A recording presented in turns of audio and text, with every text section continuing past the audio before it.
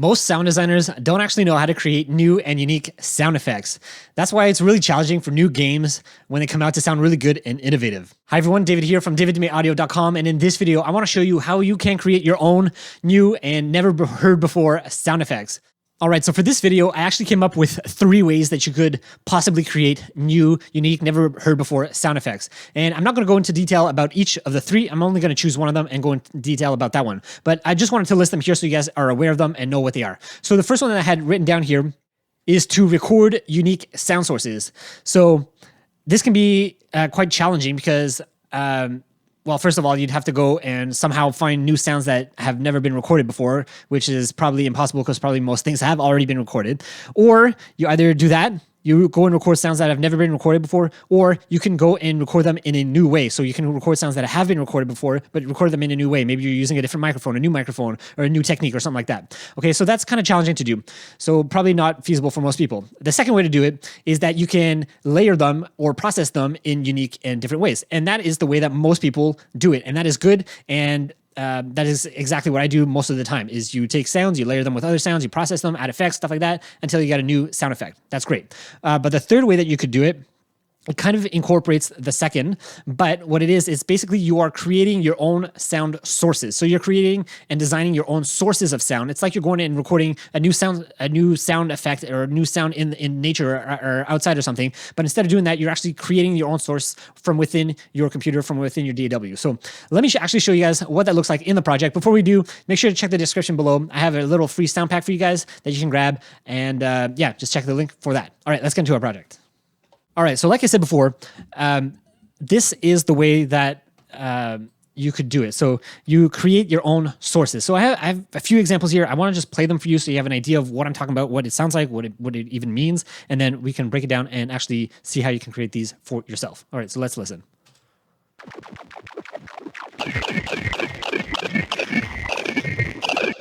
So that's one. Let's do another one.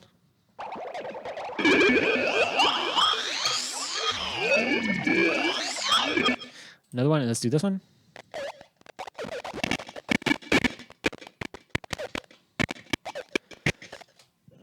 Okay, so they're all very different. They all sound very different. One here was more high pitched. This one's more distorted and crackly. And this one was more, I don't know what. They're a little crazy.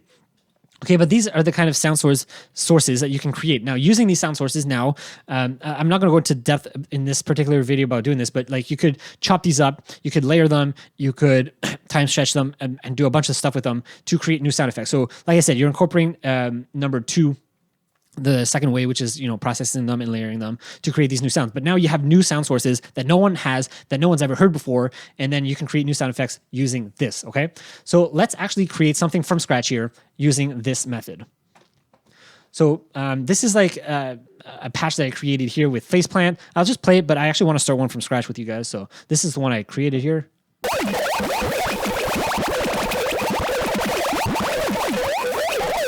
So a lot of craziness, okay? So what I'm gonna do is I'm just gonna click new here and we're gonna start from scratch. I'm just gonna click a wavetable and I'll say right from the get-go here, there's actually no right or wrong way of doing this. The whole point of doing this kind of sound design is that you are creative, you're just letting your energy flow and you're just figuring out how to create new sounds, and there's really no right or wrong way of doing it. So that's the fun part about this, is that there's no right or wrong way of doing it unless, of course, you're not getting any sound out of it. So all right, so I'm just gonna pick a random LFO because this is really great for randomizing sounds. So if I play it now, I'll do this. And let's pick a different wavetable like this. Maybe I'll increase the speed. Okay. Sounds good. Let's keep going with this. Let's add this here.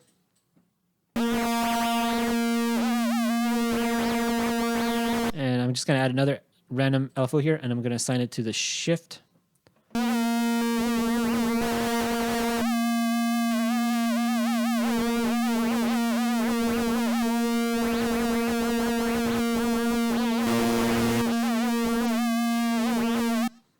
So that's great. So that's fine. And then next thing we can do is start adding some filters and do some crazy stuff with that. So again, another random LFO. You'll start to notice I really like using random LFOs for this kind of work whenever I'm doing this kind of stuff. So Let's do this.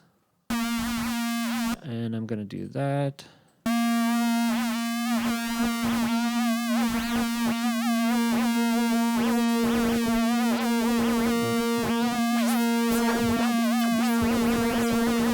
Okay, so now I'm just going to add an LFO here. This one's not random because I just want it to sweep through. So let's do that.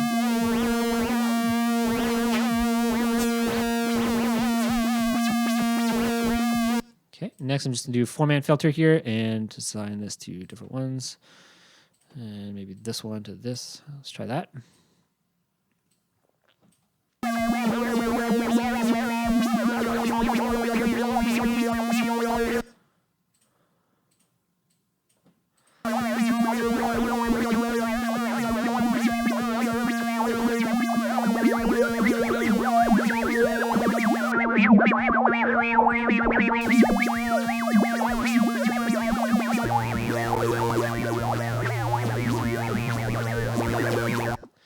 Okay, so that sounds interesting. I'm going to keep going with this. Let's try something else here. Maybe I'll do like multipass here, and maybe I'll just go and actually, yeah, let's go and see if I can find like a preset, something.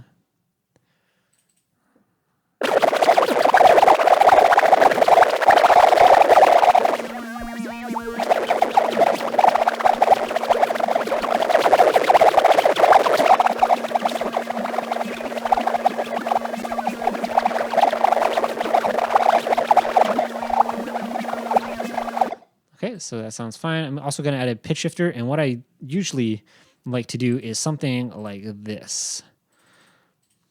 So what's fun is you can just sweep through like pitches.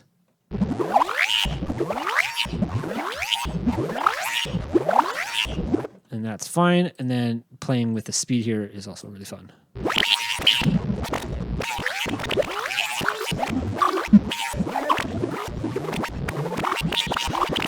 And there you go. Now I have this really crazy sound that definitely no one has ever created before. And now what I'm going to do is I can just play across my keyboard. I can play really high up to get high frequencies and really low to get low frequencies and see what kind of sounds I get.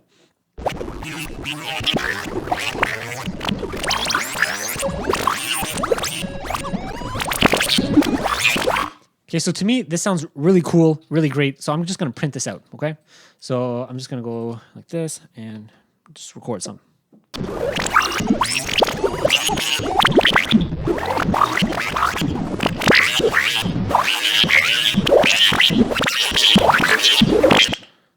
Perfect.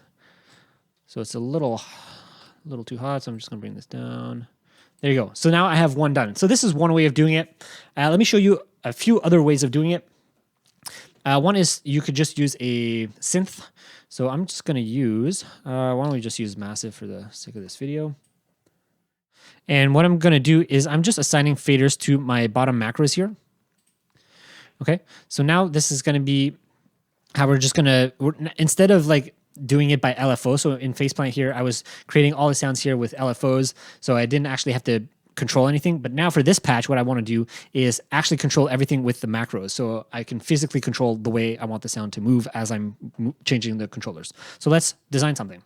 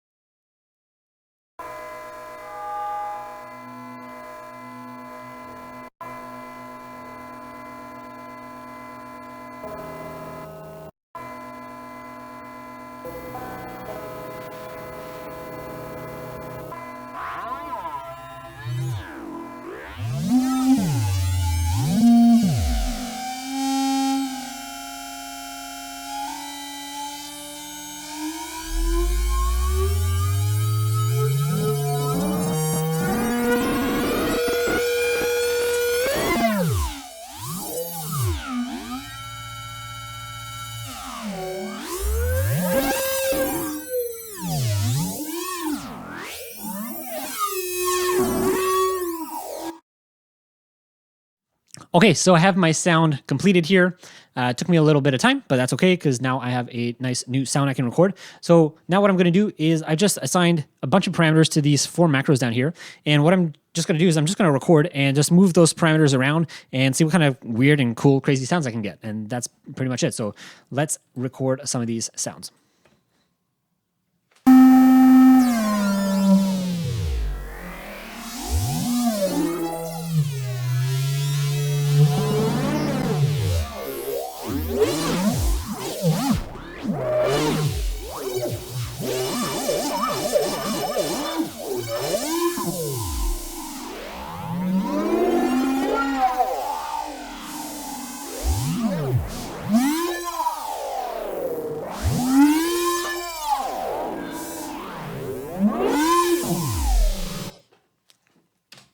There you have it. So this could be another way to create those sounds. Finally, I'm just going to show you a third way to do it. So I did once with just LFOs, once with random LFOs, once with a massive here where I'm just controlling the macros. And then finally, if you already have like a sound like this, or you just pick up a patch, what you can do, or what I like to do sometimes is with RX, if you have RX or some other plugins like this, where you can output like just the clicks, you can start to create these really interesting sounds. So if I take this off, let's hear what it sounds like.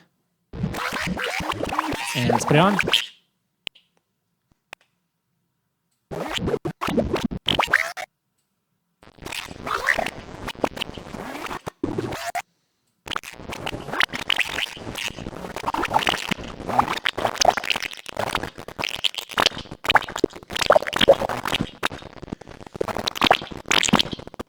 Right, so you can start to create these really cool and interesting sounds.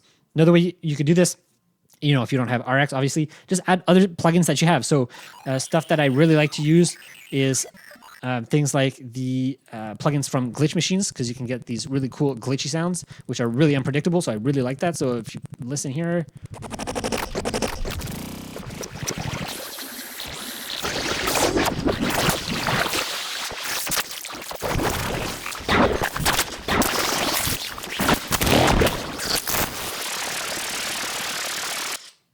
Right, you can just come up like really quickly with a bunch of cool new textures and new sounds that you've never heard before, probably. So, yeah, so this is like the way you're doing it. And like I said before, there's no actual like way to this madness. I mean, you're just basically being creative. Use whatever plugins you have, whatever synths you have, whatever you have at your disposal. Use that and just be crazy with it. Use it in ways that they're not meant to be used, or use it in ways that you've never thought you could use them. So that's the whole purpose behind doing this.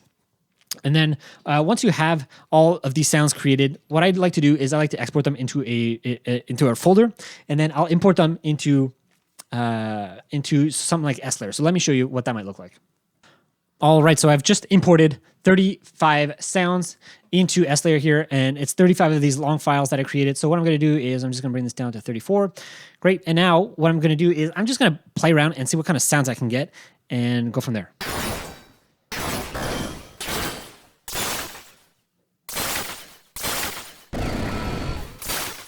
So what's great is that right away you can get sounds that are new, that are really interesting. Obviously, most of these would probably be in some sort of sci-fi setting, right? So let's play around with some of these settings here and see what we can get. So I'm going to bring the pitch all the way down. So I'm only pitching down like this. And what I'm going to do now, because these are super long files, I can actually scan through the entire files here. So I put the start time to be anywhere from the beginning to the end of the file, and now I can get different sounds because it's going to start at different places in the file.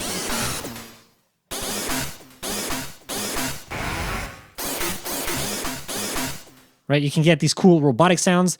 So because this is really wide, I could just bring the pan in, but what I'm going to do is I'm just going to put recenter in here because I would still want to keep that width.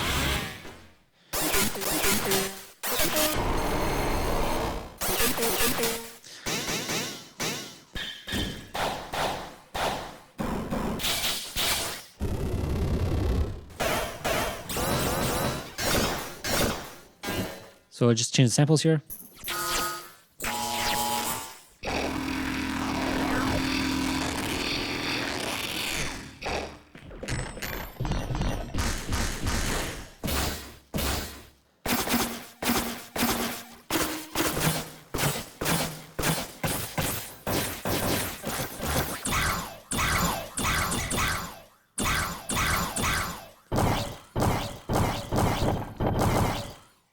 Right? It's really easy to come up with like cool, interesting sounds. And once I have something I might like, I might start actually designing it, including plugins in there, and see if I can get more something towards what I'm looking for.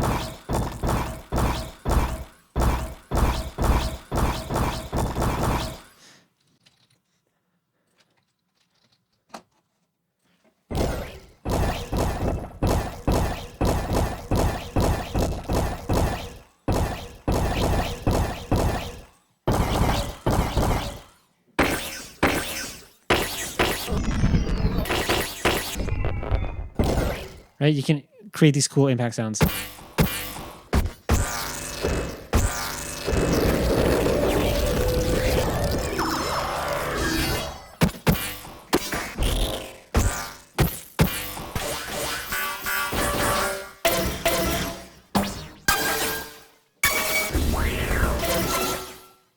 Okay, so most of the time, the sounds will not be in their like finalized state. You'll probably have to like, play with them a little bit, add some plugins and stuff to get something useful out of them. But again, this is just one way of doing it. I'm just putting it into S layer. You could put it in Iris. You can put it back into Faceplant. You could just chop it up. Like if I could just go into here and let's say there's like, I have a sound here that I really like. Maybe I'll chop this up, take it out, use this as my set point to start a sound. It doesn't sound like very much, but it could be something that maybe I want to use as a layer. Right? So it's just this way of working where you're creating new sound sources to create new and unique sound effects that no one's ever heard of before, and that is truly unique to you. It's unique to your voice. It's unique to your way of doing sound design. So anyways, hopefully this is useful and valuable. And I'm just going to give just a few tips here. So when I'm doing this, usually I like to place my sounds in categories. So, and each category will have its own folder. So one will be something like noise. So if a sound file is like just more noise focused, I'll put it in that category. If it's like really bassy, I'll put it in separate, transient, heavy, and then also tonal. So that I'm kind of keeping them separate. And then I'll also have like a miscellaneous folder if I have stuff that's like really mixed and has a bunch of those characteristics of sound in them. So that's how I like to think about it. You could also do something like, let's say you're working on a game and you have a certain character that you're designing for. Maybe you'll create some of these sounds for that particular character that's unique to that character, right? Maybe you're aiming to have something more distorted, so you could easily add in, when you're creating these sounds, just add in like a distortion plugin, and then make that unique to that character sound, even though all the sounds will be different because you're generating these crazy new files, right? So anyways, I think that's pretty much it for this video. I hope you guys found that useful and valuable and insightful. Let me know what you guys think if you have any questions or comments. And also let me know if there's other ways that you can actually create new sound effects that are unique to you. So I kind of listed 3 ways that I thought you could probably do it. There's probably more ways to do it, but yeah, I'd really love to know how you do it. If there's another way to do it, leave it in the comments below. And also just a reminder to grab the free little sound pack I created for you guys down in the link in the description below. All right, that's it for this one. Thanks so much for watching, and I'll see you in the next one. Bye.